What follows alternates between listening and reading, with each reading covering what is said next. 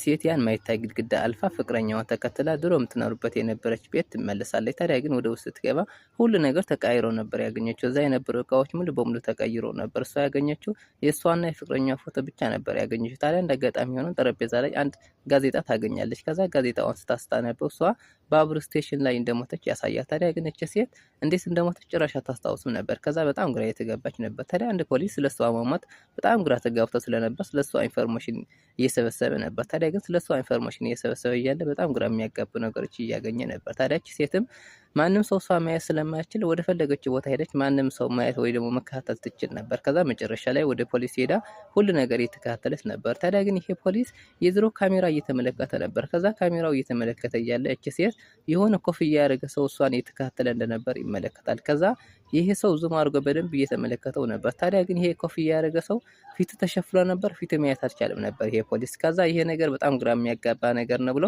ፖሊስ ስለሱ በደንብ መመርመር አለብኝ ብሎ ያስባል። ከዛ መጨረሻ ላይ ኢንፎርሜሽን ለመሰብሰብ ብሎ ወደ አንድ ሰው ቤት ይሄዳል። ከዛ ወደዛ ከሄደ በኋላ ግን እነዚህ ሰዎች ወይ ደግሞ ይሄ ፖሊስናችን የማይታሰብ የማያስቡት ወይ ደግሞ ያላሰቡት ነገር ነበር የገጠማቸው። ያን ካሜራ ውስጥ ያዩት ኮፍያ ቤት ውስጥ ያገኙታል።